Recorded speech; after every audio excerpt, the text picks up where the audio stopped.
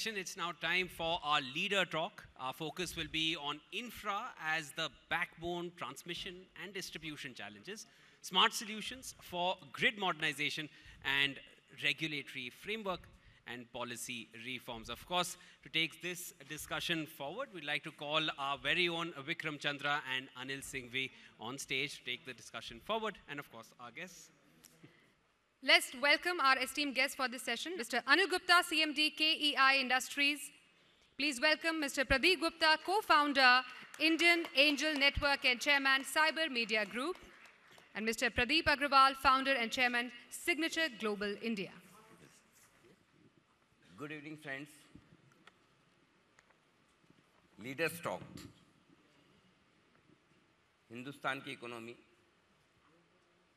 जो दुनिया में 5वें नंबर की हो चुकी है, टारगेट हमारा 30वें नंबर पहुंचने का है, और जाहिर सी बात है इसके लिए आपको फ्यूचर के लीडर्स तैयार करने हैं, और फ्यूचर के लीडर्स वो होंगे जिन्होंने कुछ ऐसा करके दिखाया है जो आगे चल के भविष्य में उनको एक बड़ा लीडर बना सकता है।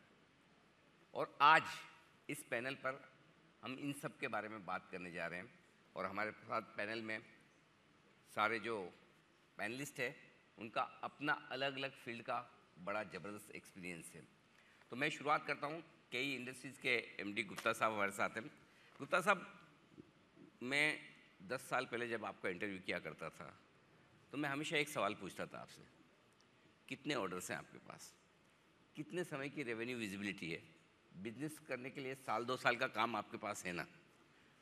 अब मेरा सवाल बदल गया है, आपके पास काम तो बहुत है, एग्जीक्यूशन करने की कैपेसिटी है कि नहीं, कब तक पूरा कर लेंगे, कैपेसिटी बढ़ाने के लिए क्या करें, क्या कुछ बदला है ऐसा पिछले 5 या 10 सालों में कि हम ऑर्डर से एग्जीक्यूशन पर फोकस कर रहे हैं। धन्यवाद अनिल जी। आपने पूछा कि पिछले 10 साल में क्या बदला है। स्केल बदल गया है पूरा। अगर हम 10 साल पहले 100 की सोचते थे तो आज 1000 पे तो पहुंच गए हैं, बट 1000 क्या 2000 पे पहुंच गए हैं। बट मुझे लगता है कि आज अगर हमारे अंदर क्षमता है, कैपेसिटी है, तो और 5 गुना कर सकते हैं। अच्छा, इसका कारण है, एक तो इंडिया में इंफ्रास्ट्रक्चर बहुत बड़ा है, लोगों की पेइंग कैपेसिटी बढ़ी है, हर आइटम की कंजम्पशन बढ़ी है। जो इंफ्रास्ट्रक्चर में इन्वेस्टमेंट हुआ है वो इतना ज़बरदस्त हुआ है, रोड्स में, पोर्ट्स में, एयरपोर्ट्स, रेलवेज़, हाईवेज़, कि हर इंडस्ट्री को इसमें काम मिला है। Cement, steel, sanitary ware, electrical, and millions of jobs it has generated. दूसरा, जो इंडिया की इमेज दूसरे देशों में, डेवलप्ड मुल्कों में जो बनी है, उससे अब मेक इन इंडिया प्रोडक्ट्स को बाहर एक्सेप्टेबिलिटी मिल रही है, और दुनिया की मार्केट बहुत बड़ी है। अगर हम वेस्टर्न कंट्रीज़ को देखें, अमेरिका, यूरोप, बहुत बड़ी मार्केट है, लेकिन वहाँ पर मैन्युफैक्चरिंग बेस नहीं बढ़ा है, तो वो अब डिपेंडेंट हैं अपनी आउटसोर्सिंग के लिए इंडिया पर, चाइना पर। तो अब चाइना +1 की बात हो रही है, तो इंडिया बहुत तेज़ी से आगे आ रहा है। इसका कारण ये भी है कि हमारे जो फॉरेन रिलेशंस हैं दूसरे कंट्रीज़ के साथ, वो बहुत मजबूत हुए हैं, और उसका बेनिफिट इंडियन इंडस्ट्री को या इंडिया की व्यापार को मिल रहा है। तो एक तो देश में बहुत अच्छी डिमांड आई है जी, और दूसरा विदेशों से इंडियन प्रोडक्ट्स के लिए बहुत अच्छी डिमांड जनरेट हो रही है, और जो उसको उनके क्वालिटी स्टैंडर्ड से या उनके प्रोसीजर से उसको टैप कर सकता है, तो उन इंडस्ट्रीज़ के लिए या उन एंटरप्रेन्योर्स के लिए बहुत बड़ी अपॉर्चुनिटी है। Pradeep Gupta, if I could turn to you next. You were talking about, the question that used to be asked maybe 15 or 20 years ago. I remember having conversations with you also 20, 25 years ago. And we were talking about the fact that there will be a digital India. Digitization will be important. The internet will spread, computers will spread. All of this will happen.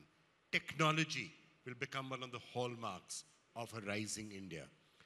Now, there's no doubt that that's happening, and in many areas we are ahead of the pack. How do you think this is going to be, again, if you're reflecting on the past but projecting, so when you're projecting this trend in the next 5 years, 10 years, 15 years, what do you see happening? And how do you see this particular being strength being also taken to areas like deep tech? Yeah. So indeed, you know, we have made tremendous progress in the past 20 years. But you know, you have different kind of waves that come in information technology, the ICT industry, which change the entire game. Okay. And I think, you know, every 5 to 10 years, a new wave comes. So I think let's look at what those new waves would be. And the new wave is all going to be built around deep tech. So if you see, once again, the past, let's say, 10, 15 years, most of the changes have come because of decentralization of whether it is devices in terms of mobile, in terms of communication, which is in cloud, if in terms of software, which is SaaS, and so on. What is going to be the next wave? That is all going to be driven by, we can see right now what is happening in AI, ML. But you know, whether it is robotics, whether it is natural language, whether it is human computer interface, whether it is in terms of advanced material sciences, photonics, quantum computing, and each and every business, as we know, will undergo a change. So say the cable business will change because you'll have smart cables, right? You will have completely different kind of ways in which things will happen. There'll be new materials that will come in. Similarly, the real estate business also will undergo a complete change. You know, it's already happening, 3D printing and so on.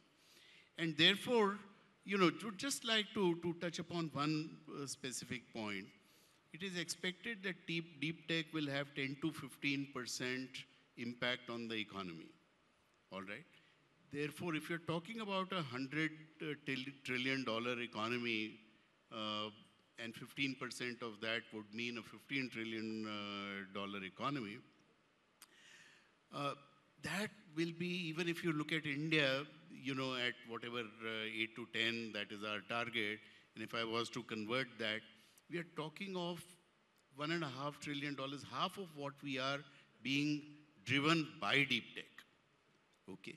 Now that's a massive, massive shift which is round the corner, and I think we need to make very significant investments. And you know, we've talked about China, but very quickly, China is making tremendous amount of investments there. So we must watch out what they're doing in the area of deep tech and be concerned about. You know, sometimes when the wave is actually there and people say it's going to transform everything and look at AI and AI is going to be everywhere and it's going to transform things, sometimes there's too much hype. Sometimes there's more hype than actual fact. In this case, are you sure that the deep tech changes that we are seeing are genuine, or is there an element of hype in it? Absolutely. There is always this hype which is there in any kind of technological changes that take place. But you know, then the dust settles down. But at the very core, you find that there are fundamental changes that happen. You know, the way, take any business, take a travel agency business. You know, what was it 40 years back? What is it 20 years back? What is it today? It's completely transformed itself, right? And there will be such fundamental shifts which will happen here as well. We need to work on capacity building. We need to ensure that people are trained. We have a tremendous shortage of almost about, you know, there was a NASSCOM report which talked about huge amount of shortage as far as skills are concerned in this deep tech area and so on. I think we really need to gear up that engine. Absolutely. Pradeep Agarwal साहब, leader talk की बात हम कर रहे हैं. Generally आप जिस field में आप मिड साइज घर बनाते हैं, अफोर्डेबल घर बनाते हैं, बिल्डर्स के बारे में ये माना जाता है कि एक सर्टेन तरीके से वो काम करते हैं जिसकी इमेज बहुत अच्छी नहीं है, राइट? आपने इस फील्ड में मेरे ख्याल से एनसीआर एरिया में शायद मुश्किल से 2 या 3 4 बिल्डर्स ऐसे होंगे, डेवलपर्स ऐसे होंगे जिन्होंने कॉर्पोरेट कल्चर लाने की कोशिश की, और आप ज़्यादा पुराने नहीं, मेरे ख्याल से इस बिजनेस में 10-12 साल पुराने, राइट? क्या फ़ायदे हैं एक अनरेगुलेटेड और बिना कॉर्पोरेट कल्चर वाले बिजनेस से कॉर्पोरेट कल्चर वाले बिजनेस में शिफ्ट होने से, और इससे कैसे आप अपनी इंडस्ट्री में लीडरशिप ला सकते हैं, ये आप अपना एक्सपीरियंस बताइए। थैंक्स अनिल जी, बिल्कुल आपने ठीक कहा। देखिए, कोई भी इंडस्ट्री के अंदर सबसे पहली चीज़ है उसका ट्रस्ट। मुझे रियल एस्टेट में आने के बाद ये समझ में आया कि रियल एस्टेट में एक चीज़ की सबसे ज़्यादा कमी थी, उसका नाम है ट्रस्ट। जो हार्ड एंड मनी है, जो ईएमआई के रूप में हर महीने आपको ट्रस्ट करके वो कस्टमर पे कर रहा है, इस होप पर कि एक दिन उसे अपना घर मिल जाएगा जी। वो किसी ना किसी रीज़न से, शायद डेवलपर की कुछ होंगी अपनी महत्वाकांक्षाएं, उसकी वजह से या कुछ मिस प्लानिंग की वजह से कुछ ना कुछ ऐसा हुआ कि वो डेवलप नहीं हो पाई सोसाइटीज़। उसने तो ज़िंदगी में पहली बार घर खरीदा था, और पहली बार घर खरीदा और पहली बार ही चोट लग गई, तो उसने पूरी इंडस्ट्री को ही खराब मान लिया। आप ये देखिए कि ऐसा नहीं है सभी लोग खराब हैं, कभी भी कोई इंडस्ट्री में सभी लोग खराब नहीं होते, लेकिन कुछ लोग ऐसा काम कर देते हैं जिससे पूरी इंडस्ट्री के अंदर प्रॉब्लम क्रिएट हो जाती है। मुझे लगता है पिछला जो डिकेड रहा उसमें रियल एस्टेट डेवलपर्स ने बहुत स्ट्रगल किया है, और मैंने आने के बाद ये समझा कि आप ईमानदारी से काम करें, जिस प्रोडक्ट के बारे में बात कर रहे हैं अपने कस्टमर को अवेयरनेस दें, और जो कमिटमेंट उसके साथ कर रहे हैं वो कमिटमेंट पे पूरा खरा उतरे हैं, वो आपको सर आँखों पे बिठाता है, आपके प्राइस पे वो लेने को तैयार होता है। एंड कितना, यानी आप जैसे वॉल्यूम की बात करें तो मुझे लगता है कि शायद अभी बहुत हम अंडर एस्टिमेट हैं। अभी एक चाइना का बहुत जिक्र हो रहा है, तो चाइना में काफ़ी मंदी आ गई हाउसिंग के अंदर। तो हाउसिंग में मंदी आने के बाद उसकी जो ईयर की प्रोडक्शन है घरों की, वो आज भी 30% मंदी आने के बाद भी 65 लाख है। हमारा देश 140 करोड़ की पॉपुलेशन का देश है, और यहाँ आज की एनुअल प्रोडक्शन 7 लाख है। कैसे पॉसिबल है? इसका मतलब कुछ ना कुछ ऐसा है जो हमसे छूट रहा है, और वो चीज़ इस बार के जो बजट में मुझे दिखाई दी। आप ये देखिए कि प्रधानमंत्री जी का एक ही सेंटेंस था कि विकसित भारत। 2047 में अगर हम विकसित भारत बनाना चाहते हैं तो 25 साल में, इसका मतलब सभी लोगों के पास घर होंगे, रोड इंफ्रास्ट्रक्चर बहुत बेहतर होगा, हर घर में जल और बिजली होगी। तो इसका फ़ायदा किसको होने वाला है? रियल एस्टेट का, पूरी हर इंडस्ट्री को। यानी ये कोई एक इंडस्ट्री की बात नहीं, चाहिए केबल इंडस्ट्री, कोई भी इंडस्ट्री क्यों ना हो, उस हर इंडस्ट्री को उसका बेनिफिट मिलने वाला है। मुझे लगता है कि अगर आज भी बहुत मौके हैं, बहुत अभी तो स्टार्ट हुई है जर्नी केवल, क्योंकि कोविड के बाद जैसे अनलॉक होने के बाद लोगों ने अपने घरों की अहमियत को समझा है। पहले मैं देखता था कि, क्योंकि आप शेयर मार्केट में इतना ज़्यादा लोगों को एनालिसिस करके बताते हैं, यील्ड के बेसिस पे काम करते थे कि रियल एस्टेट में जो रेजी की यील्ड है वो 2 से 3% आती है। राइट। तो वो अपना इन्वेस्टमेंट किसी और जगह लगाकर रेंटल घरों में रहना प्रेफर करते थे। लेकिन कोविड ने पहली बार लोगों को ये समझाया कि छोटा या बड़ा कैसा भी हो, एक अपना घर जरूर होना चाहिए। बस यहीं से पूरा गेम चेंज हुआ। आप ये देखिए कि पिछले 3 साल में जो रियल एस्टेट ने जितना बूम लिया है, मुझे लगता है अभी वो केवल स्टार्ट है। आने वाले 5 से 7 साल बहुत बड़ा गेम चेंज होगा। लेकिन ऐसा बदला क्या है? क्योंकि देखिए मेरे हाँ। पिताजी ने सबसे पहले जब उन्होंने घर बनाया, उनकी उम्र 50 साल के ऊपर हो चुकी थी। मैंने 35 साल की उम्र में घर खरीदा, पहला मेरा फ्लैट जब खरीदा। मेरे बच्चे आज पहला पढ़ाई करते ही, जॉब शुरुआत करते ही उनको घर चाहिए और गाड़ी चाहिए। आप अफोर्डेबल हाउसिंग में हैं, ऐसा क्या हो गया है कि हिंदुस्तान का यूथ अब ये सब कुछ अफोर्ड कर पा रहा है? देखिए, एक थोड़ा सा क्या चेंज आया, मैं यानी 2014-15 की बात कर रहा हूँ। एक लोगों के अंदर कॉन्फिडेंस आया है।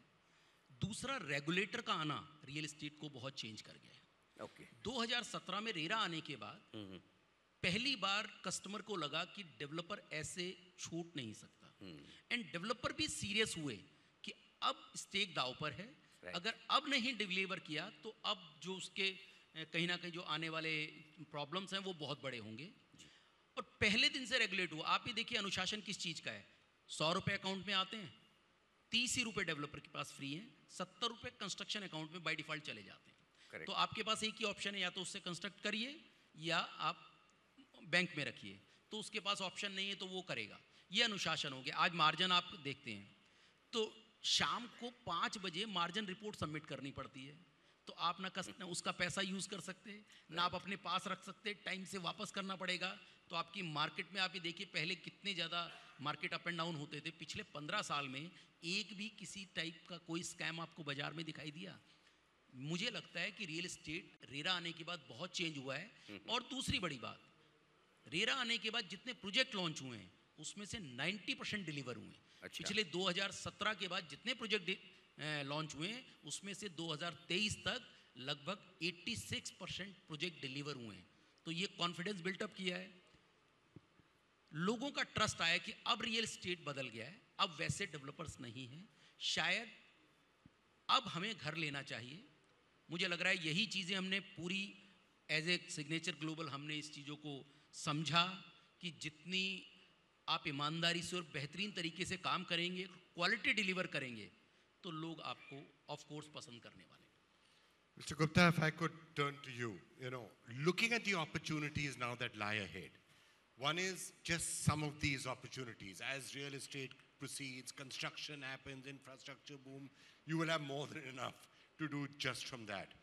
But also what he was saying about deep tech, about new technologies coming, there'll be new forms of electricity, that will be new forms of energy that will be delivered. There could be electric grids being connecting India with the Middle East. That conversation is on. Cables will be required for that.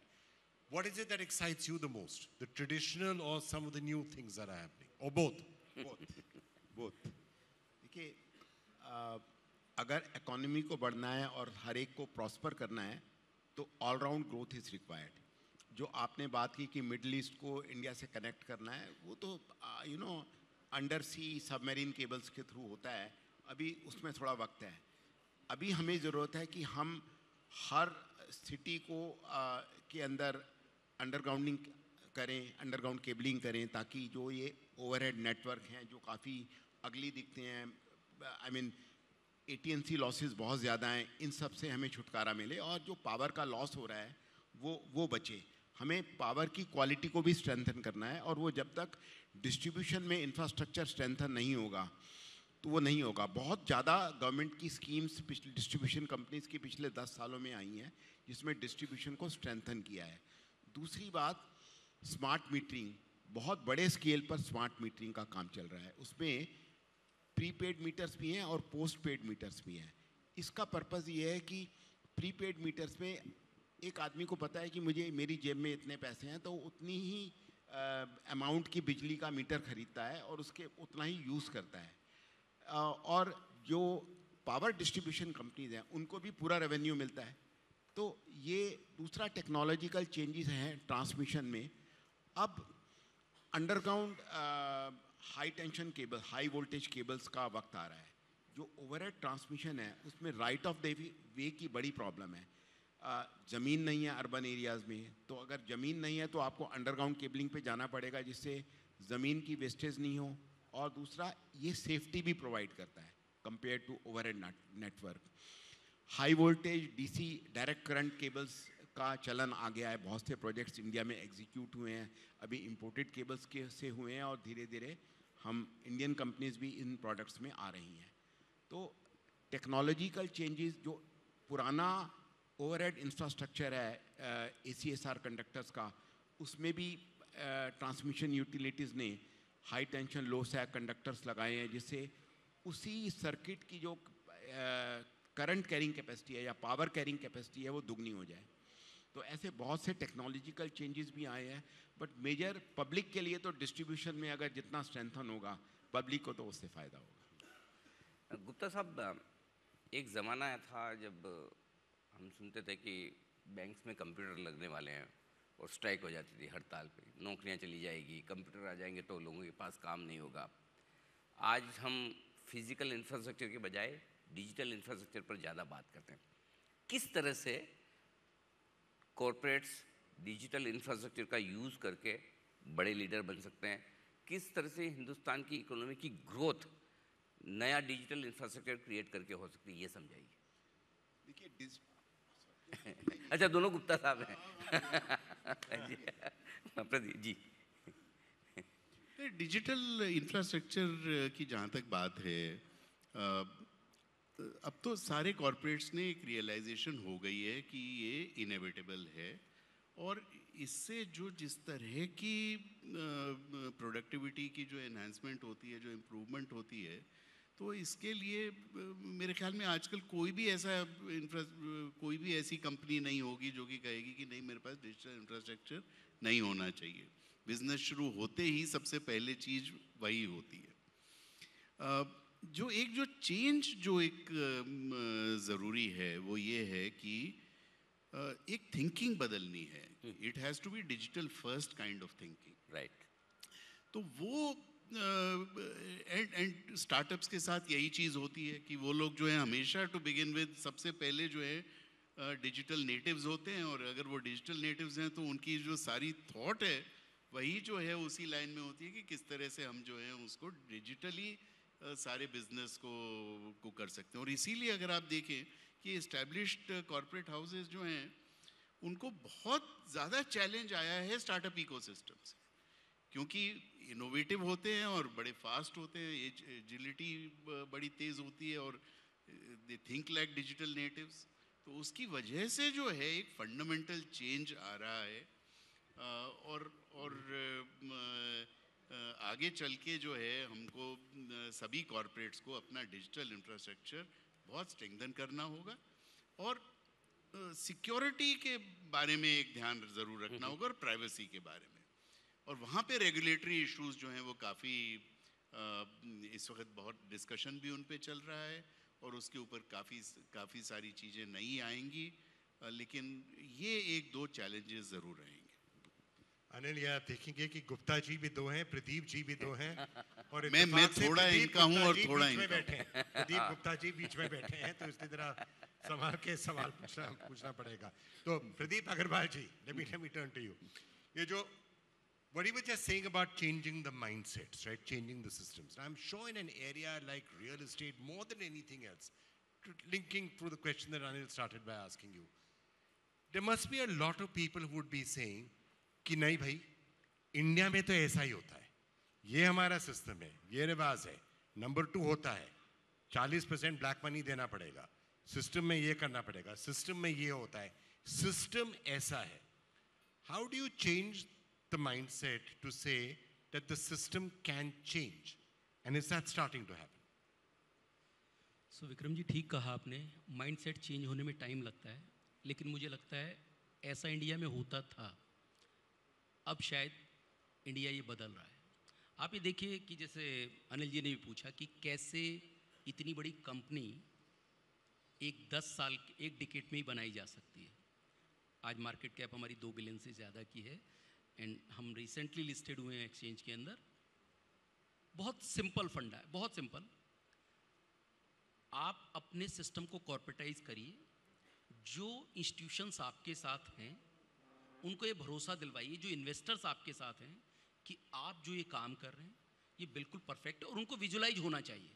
ये आपके investors को भी, आपके जो funds देने वाले उन लोगों को भी, आपके कस्टमर्स को भी आप बिल्कुल ट्रांसपेरेंट दिखना चाहिए.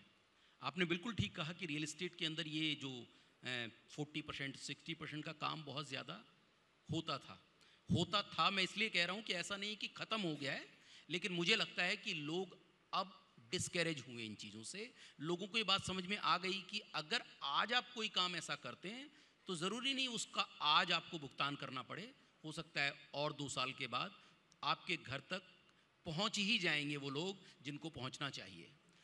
एंड दूसरी बड़ी बात, अगर आपको रियल में कंपनी बिल्ड करनी है तो इन सारी चीज़ों से बाहर निकलना पड़ेगा, क्योंकि आपका माइंड क्लियर होना चाहिए. क्यों, जब भी आपका फॉरेंसिक हो, फॉर एग्जाम्पल देखिए, जितने भी इन्वेस्टर्स हैं वो डायरेक्टली इनडायरेक्टली फॉरेंसिक करते हैं, एंड फ़ोन करते ही कॉल सेंटर में या कहीं पे भी ब्रोकर को वो 2 मिनट में बताते हैं, हाँ जी इतना बनेगा बात, इतने में होता है काम. तो वो क्लियर हो गए कि इसका मतलब यहाँ पर काम परफेक्ट नहीं है. तो मुझे लगता है ये माइंडसेट चेंज हुआ है. मैंने करके भी देखा है, ईजी भी बहुत है, केवल आपको इस चीज़ पर रहना पड़ता है कि नहीं, हमारा सिस्टम यही है, हम इस सिस्टम पर चलेंगे. और मैंने तो बहुत इन्जॉय किया इस सिस्टम को, कि आज चाहे कोई भी क्यों ना हो, उसको पता है कि अगर इस कंपनी में जा रहे हैं, यानी जितने भी बड़े ब्रांड आप नाम ले लें, उनके अंदर कभी भी आपको ये चीज़ें नहीं मिलेंगी। और जब भी वो कंपनी जितनी बड़ी हुई है, एक चीज़ मैं और ऐड करूँगा अनिल जी, जब आप ये देखिए रियल एस्टेट जो हमारी देश की जीडीपी में सेकंड लार्जेस्ट, सबसे बड़ा कृषि के बाद आता है, कम यानी पूरी इंडस्ट्री की आज वैल्यूएशन क्या है, हमारी जितनी लिस्टेड कंपनीज हैं उन सारी लिस्टेड कंपनीज को अगर हम जोड़ लें तो 5 लाख करोड़ रुपए से भी कम की वैल्यू है। सिर्फ एक टाइटन एक कंपनी है, उस इकल्ली टाइटन कंपनी की 3,15,000 करोड़ रुपए वैल्यूएशन है, सिर्फ इकल्ली। आप ये देखिए कि पूरी इंडस्ट्री जिसमें इतने बड़े बड़े प्लेयर्स हैं, ऐसा कैसे पॉसिबल है? इसका मतलब कुछ ना कुछ ऐसा हुआ है जो लोगों को समझना पड़ेगा, और आने वाले वक्त में बहुत बड़ी वैल्यू अनलॉक करने के लिए कहीं ना कहीं बड़े तरीके से सोचना होगा, और कहीं ना कहीं जो ट्रांसपेरेंसी की जिन्हें आप बात कर रहे हैं वो लोगों को दिखानी पड़ेगी। सर ये भी वैल्यूएशन तब है जब पिछले 2 साल से हम रियल एस्टेट स्टॉक्स इतने रिकमेंड कर रहे हैं कि इनमें बड़ी वैल्यू है, तब जाकर ये भाव हुए हैं। एंड आपका बहुत बहुत धन्यवाद। बहुत सारे लोगों का आपने इतना बड़ा पैसा बनवाया है मिड कैप में और स्मॉल कैप में। लोग कहते थे बेच दो, और आप कहते थे नहीं, आप रोक दो, बेचना नहीं है और लेना है। Thank you. Good advice, Anil. Pradeep Gupta, if I can come to you. Part of what he's saying is also being linked to technology, because the income tax department and the others after the budget, I was getting a chance to talk to them, and they were saying it's because they have the data and because they can use AI now to process the data that they can catch all of that. But I want to come back to startups. You're a member of the Indian Angel Network. You've been working very closely with a large number of startups. And it was a view that there's a sort of a funding winter that has arrived, that it is not that easy for startups to continue to raise money. A couple of the more high-profile cases that we're seeing right now, whether it's Byju's, Paytm, will again increase that. Do you think it is going to be easy for startups to continue to raise money, or is there a funding winter approaching? Or here? So absolutely, I mean, good businesses even during this funding winter raised capital. In fact, there have been, we have been now investing in almost about, I would say, 1 to 2 companies every month. So even during this funding winter, IAN would have invested in at least about 25, 30 different companies. These things happen. These happen cyclically. और ये मैंने पहली cycle नहीं है, कई ऐसी cycles देखी हुई हैं। जब 9/11 हुआ था उसके बाद फंडिंग विंटर आई थी, फिर उसके बाद अगेन वैल्यूएशंस शॉट अप। जब वो 2008-9 के अंदर यूएस का ब्रेकडाउन हुआ था, तो तब भी जो है स्लो डाउन जो हुआ था, तब भी फंडिंग विंटर आई थी। फिर उसके बाद again we saw a second resurgence, and I think the sign of that funding winter is now over. Okay. But the good thing is that the wise investors actually make better money during these winters because they get good valuation and they are able to invest at the right sort of a price. So actually अच्छा है अगर हर industry में थोड़ी बहुत इस तरह की winter आती रहे, तो उसके बाद जो है वो समर अच्छी होती है. अनिल गुप्ता साहब, हर वक्त पर पॉलिसीज़ को लेकर कुछ न कुछ बड़े जुमले चलते रहते हैं. कभी पॉलिसी पैरालिसिस का जुमला चलता है, कभी ईज़ ऑफ डूइंग बिजनेस का चलता है. आपको केबल्स बनाना आता है, बेचना आता है, प्रॉफिट करना आता है. ऐसा क्या किया जाए कॉर्पोरेट इंडिया के लिए, आपकी इंडस्ट्री के लिए, आपकी कंपनी के लिए, कि आप जो काम कर रहे हैं बड़ा स्मूथ हो जाए, आसानी से हो, और आपको फालतू के झंझट से मुक्ति मिले और काम करने में बड़ा मज़ा आए? क्या पॉलिसी बदलने की ज़रूरत है उसके लिए? देखिए, मुझे ऐसा कोई इसमें हमारी इंडस्ट्री के लिए अगर स्पेसिफिकली बात कर रहे हैं तो ऐसा कोई पॉलिसी चैलेंज नहीं दिखता है. एक ही मैं एक इंस्टेंस आपको देता हूँ, उदाहरण देता हूँ जो एक्चुअली में पॉलिसी चैलेंज है. बहुत साल पहले सरकार ने कहा कि हम ओपन एक्सेस पॉलिसी देंगे, आप डेवलपर्स सोलर फार्म्स लगाएं और इंडस्ट्री उनसे एग्रीमेंट करके व्हीलिंग चार्जेस देकर हम कहीं पर भी पावर ले सकती है. This is called open access policy. But जब आप एक्चुअल ग्राउंड पर ट्रांसमिशन कंपनी से परमिशन लेने जाते हैं तो वो डिनाई करती हैं, या स्ट्रेट अवे डिनाई नहीं करती हैं, बहुत सी ऐसी कंडीशंस लगाती हैं या देती नहीं है जिससे आप वो कर ही नहीं पाते हैं. इसका कारण ये है कि उनके अब माइंड में ये है कि हमारे क्रीम कस्टमर्स तो इंडस्ट्री है, अगर वो सारे प्राइवेट वाले ले जाएंगे तो हमारे पास कौन बचेगा? हाउस होल्ड और एग्रीकल्चर, जहाँ से हमें रेवेन्यू आता नहीं है। तो दिस इज़ द रीज़न कि वो लोग परमिशन देते ही नहीं है। वो कहते हैं कि आप अपनी इन्वेस्टमेंट करके सोलर पावर प्लांट लगाइए और व्हील कर लीजिए, आपका प्लांट है, कैप्टिव प्लांट हो गया। लेकिन अगर कोई डेवलपर लगा कर दे रहा है और आपको ऑपरेशन एंड मेंटेनेंस बेसिस के ऊपर आपको पावर सप्लाई कर रहा है, तो हम उसमें क्रॉस सब्सिडाइजेशन चार्जेस लगाएंगे, व्हीलिंग चार्जेस बढ़ा देंगे, तो आपको जो कॉस्ट ऑफ पावर है वो तो सेम पड़ जाएगी जो उनकी डिस्ट्रीब्यूशन कंपनी से ले रहे हैं। तो उस ओपन एक्सेस पॉलिसी का कोई फ़ायदा नहीं हुआ। तो ये एक पॉलिसी फ्रेमवर्क का जो है, मैंने एक उदाहरण दिया। बाकी तो अगर जितना आप इंफ्रास्ट्रक्चर इम्प्रूव करेंगे, जितना आप मूवमेंट ऑफ गुड्स को इम्प्रूव करेंगे, लेबर रिफॉर्म्स करेंगे, तो ये पॉलिसी फ्रेमवर्क मुझे उसमें ज़्यादा चैलेंज नहीं लगता है। All right, we are almost out of time. Maybe I'll throw one last question which all of you can answer in just a few words. We've all been talking I think all of you have been sounding very confident, very optimistic. How good do you think the situation will be between now and, let's say, 2030? How good will the situation be? And what could potentially go wrong? What could potentially derail that progress? If we can start with you, Mr. Agarwal, and फिर इस तरफ आते हैं। बहुत ज़्यादा optimistic. अगले 7 साल में, जैसे मैंने कहा, कि मुझे लगता है कि इंडिया के अंदर बहुत ज़्यादा आपको ग्रोथ स्टोरी में चेंज मिलेगा।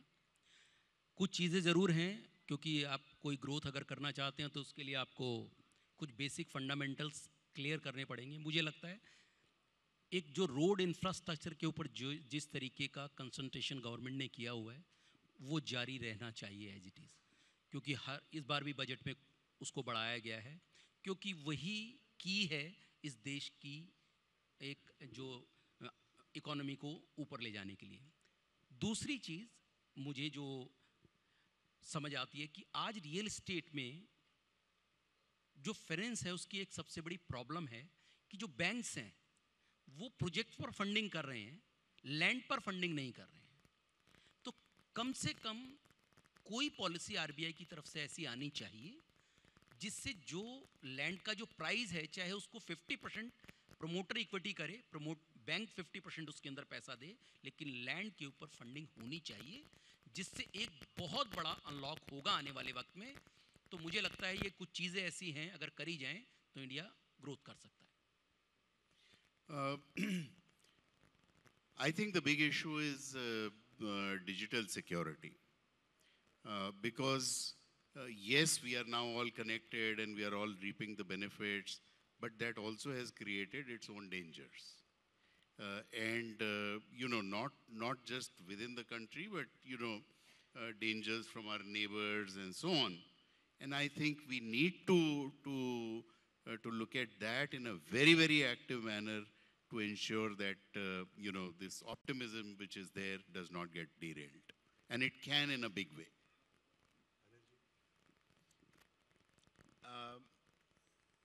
मुझे लगता है कि आने वाला वक्त बहुत अच्छा है।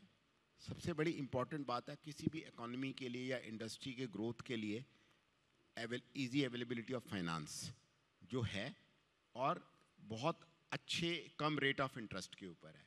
भाई हम भारतीय हैं, हमें तो 12-15% रेट ऑफ इंटरेस्ट की आदतें पड़ी हुई थी। आज 8% पे, 8.5% पे लोन मिलता है, और इक्विटी मार्केट अवेलेबल है इंडस्ट्रीज़ के लिए। अगर किसी की अच्छी इंडस्ट्री है, अच्छा पोटेंशियल है, तो पैसा रेस कर सकता है बाज़ार से।